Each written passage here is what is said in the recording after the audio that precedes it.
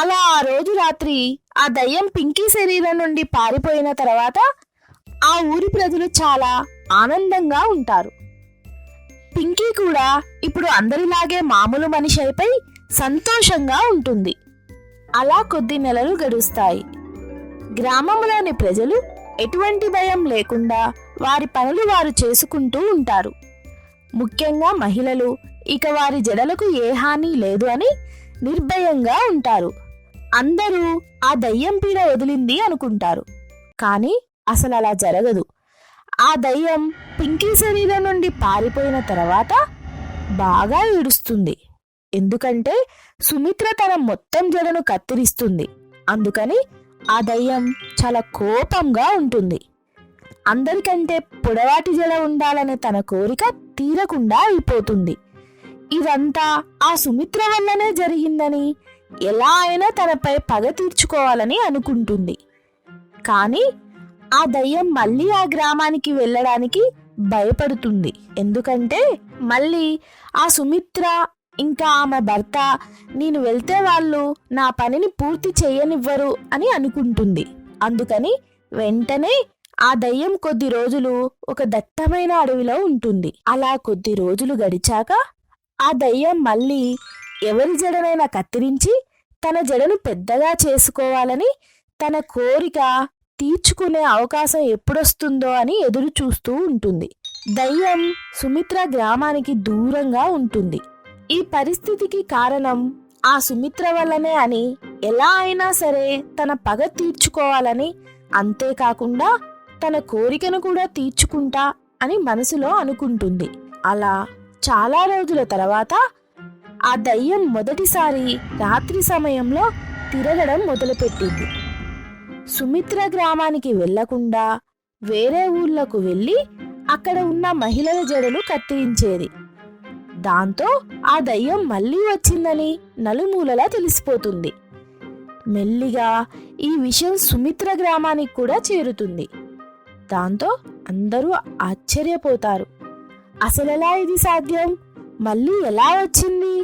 దాన్ని సుమిత్ర దంపతులు తరిమి కొట్టారుగా అని మాట్లాడుకుంటారు. ఈ విషయం సుమిత్ర దంపతులకు తెలిసి కంగారు పడతారు. అదే గ్రామంలో ఒక ప్రసిద్ధ పండితుడు ఉంటాడు. దాంతో అతని దగ్గరికి వెళ్దామని సుమిత్ర మహేష్కు చెప్తుంది. మహేష్ సరే అని ఇద్దరూ ఆ పండితుడి దగ్గరకు వస్తారు. నమస్కారం స్వామి, మీతో ఒక పని పడింది. హా చెప్పమ్మా, ఏం జరిగింది?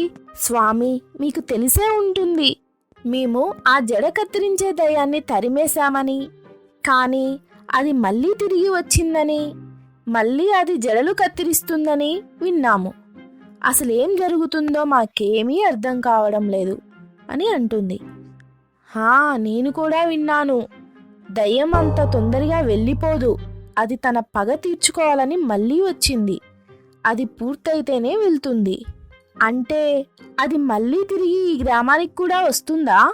హా ఖచ్చితంగా వస్తుంది, కానీ ఇప్పుడు కాదు. అది భయపడుతుంది.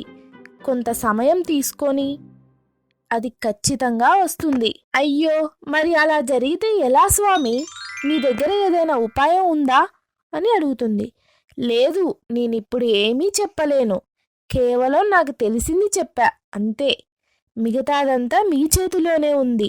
దాంతో వారక్కడి నుండి తిరిగి ఇంటికి వెళ్తారు. ఇంటికి వచ్చాక ఇద్దరు బాధతో ఉంటారు. ఆ దయ్యం మళ్ళీ వచ్చి తన పగ తీర్చుకుంటుంది, అది కూడా మన గ్రామానికి వచ్చి అని ఆలోచనలో ఉంటారు. అక్కడ దయ్యం వేరే గ్రామంలో తన పని చేసుకుంటూ పోతుంది. తన పగ గురించి ఆలోచన పక్కన పెట్టి ముందు తనకి పోయిన తన జడను తిరిగి పొందే ప్రయత్నంలో ఉంటుంది. అలా కొద్ది రోజులు గడిచాక దయ్యం జడ కొంత పొడవవుతుంది. ఇక వెంటనే తన పగ తీర్చుకునే అవకాశం వచ్చిందని, ఇక ఎవ్వరికీ భయపడేది లేదని, ఆ సుమిత్ర కూడా ఇక నన్నేమీ చెయ్యలేదు. అయినా నేను ఆ సుమిత్రకి ఎందుకు భయపడాలి? ఆ సుమిత్ర శరీరంలోకే వెళ్ళి తన రూపంతో అందరి జడలు కత్తిరించొచ్చుగా అని అనుకుంటుంది. ఇది మంచి ఆలోచన, అదే చేద్దాం అని అనుకుంటుంది. ఇక ఈ రాత్రే సుమిత్ర గ్రామానికి వెళ్దామని అనుకుంటుంది. రాత్రి అవ్వగానే అందరూ నిద్రపోతున్న సమయంలో ఆ దయ్యం సుమిత్ర ఇంటికి వెళ్తుంది. అక్కడ నిద్రిస్తున్న సుమిత్రను చూసి, ఇప్పుడు చూస్తా నువ్వు నా జడని ఎలా కత్తిరిస్తావో, ఈ ఊరి వారందరినీ ఎలా కాపాడుతావో. నువ్వే జడను కత్తిరిస్తే మీ ఊరివారు నీ మాటలు ఎలా నమ్ముతారు అనుకొని ఆ దయ్యం సుమిత్ర శరీరంలో ప్రవేశిస్తుంది. సుమిత్ర రూపంలోనే వెళ్ళి కొంతమంది ఆడవారి జడలను కత్తిరిస్తుంది. తెల్లవారేసరికి గ్రామం మొత్తం ఆందోళనగా ఉంటుంది. గ్రామం మొత్తం మళ్ళీ భయపడుతుంది. అలా సుమిత్ర రూపంలో మహిళల జడలు కత్తిరిస్తుండగా కొంతమంది సుమిత్రను చూస్తారు, కానీ ఇది వారు నమ్మలేకపోతారు. వెంటనే వారొకరోజు మహేష్తో కలిసి సుమిత్ర మీద నిఘా పెడతారు. అప్పుడు వారికి నిజమే సుమిత్రనే అందరి జడలు కత్తిరించి తీసుకెళ్తుంది అనుకుంటారు. దాంతో అందరూ బాగా కోపంగా ఉంటారు. వెంటనే ఊరి వారంతా పంచాయతీ పెడతారు. అప్పుడు సర్పంచ్, సుమిత్ర, ఏంటి నువ్వు చేసేది? ఒకప్పుడు నువ్వే ఈ గ్రామాన్ని ఆ దయ్యం నుండి కాపాడావు. ఇప్పుడు నువ్వే ఆ జడలు కత్తిరిస్తున్నావా? ఇదంతా నువ్వు ఎందుకు చేస్తున్నావు అని అడుగుతాడు. సర్పంచ్ గారు, మీరేమంటున్నారో నాకు అర్థం కాలేదు. నేనా అందరి జడలు కత్తిరిస్తున్నానా? లేదు, అలా ఎప్పటికీ జరగదు. నేనే కదా ఆ దయ్యం నుండి విముక్తి కలిగించింది. నేనింకా మళ్ళీ ఆ దయ్యం వస్తే ఎలా తరిమి కొట్టాలని ఉపాయం ఆలోచిస్తున్నా అని అంటుంది. సుమిత్ర మాటలు విని గ్రామ ప్రజలు అయోమయంలో పడతారు. ఎందుకంటే సుమిత్రనే మహిళల జడలు కత్తిరించి తీసుకెళ్లడం వారంతా కల్లారా చూస్తారు. ఇదంతా చూసి తన భర్త మహేష్ బాధతో వెంటనే ఆ పండితుడి దగ్గరికి వెళ్తాడు. స్వామి, గ్రామంలో జరుగుతున్న విషయాలు మీకు తెలిసే ఉంటుంది. అసలు సుమిత్ర ఎందుకు ఆడవారి జడలు కత్తిరిస్తుంది? మీరే చెప్పాలి అని అంటాడు. మహేష్, ఆ దయ్యం సుమిత్ర శరీరంలో ప్రవేశించింది కావచ్చు. అలా అయితేనే ఇది సాధ్యం. అంటే ఆ దయ్యం సుమిత్ర శరీరంలో ఉన్నట్లా? దయ్యం సుమిత్ర శరీరంలోనే ఉంది. ఎందుకంటే అది కేవలం సుమిత్రకే భయపడుతుంది. స్వామి, మరి దీనికి పరిష్కార మార్గం లేదా? నేనెలా నా భార్యను రక్షించుకోవాలి అని అడుగుతాడు. ఒక ఉపాయం ఉంది. దయ్యం కేవలం సుమిత్రకే భయపడుతుంది. అందుకే అది ఆమె శరీరంలో చేరి తనను తాను కాపాడుకుంటుంది. ఒకవేళ ఆ దయ్యం గ్రామంలోని మహిళలందరికీ భయపడితే అప్పుడు అది ఎవరి జడ కత్తిరించదు. మహేష్ స్వామీజీ మాటలను అర్థం చేసుకున్నాడు. గ్రామ మహిళలు అందరూ ధైర్యంగా ఆ దయ్యం ముందుకి ఎలా వస్తారో అని ఆలోచిస్తున్నాడు. మహేష్ గ్రామంలో ఉన్న ఆడవాళ్ళందరినీ ఏకం చేస్తాడు. వారికి మొత్తం విషయం చెప్తాడు. దాంతో వారంతా చాలా భయపడతారు. ఏ ఒక్కరికి కూడా ఆ దయ్యం ముందుకి వెళ్ళే ధైర్యం లేదు. దాంతో మహేష్ ఆలోచిస్తాడు, వీరందరికీ ధైర్యం రావాలంటే ఏదో ఒకటి చెయ్యాలి. అందుకు ఒక ఉపాయం ఆలోచిస్తాడు. ఆ గ్రామంలో ఉండే వారి పిల్లలను ఒక ప్రాంతంలో ఉంచుతాడు. తర్వాత మహేష్ ఆడవారి అందరి దగ్గరకు వెళ్ళి, మీ పిల్లలందరినీ ఈరోజు రాత్రి సుమిత్రలో చేరిన దయ్యం తినాలని చూస్తుంది.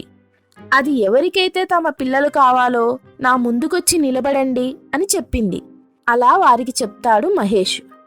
దాంతో వారందరికీ బాగా కోపం వస్తుంది.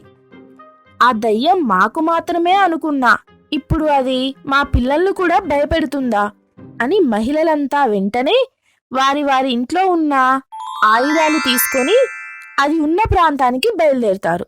మహేష్ కూడా వెంటనే అక్కడి నుండి సుమిత్ర దగ్గరకు వెళ్ళి, సుమిత్ర, ఇది నీకు తెలుసా? ఈ రోజు రాత్రి మహిళలంతా కలిసి ఒక ప్రాంతానికి వెళ్తున్నారు. నిన్ను కూడా రమ్మన్నారు. బహుశా ఏదో ముఖ్యమైన విషయం గురించి మాట్లాడడానికి కావచ్చు అని అంటాడు. ఇది విన్న దయ్యం చాలా సంతోషపడుతుంది. ఒకేసారి అందరి జడలు కత్తిరించి తీసుకెళ్దాం అనుకుంటుంది.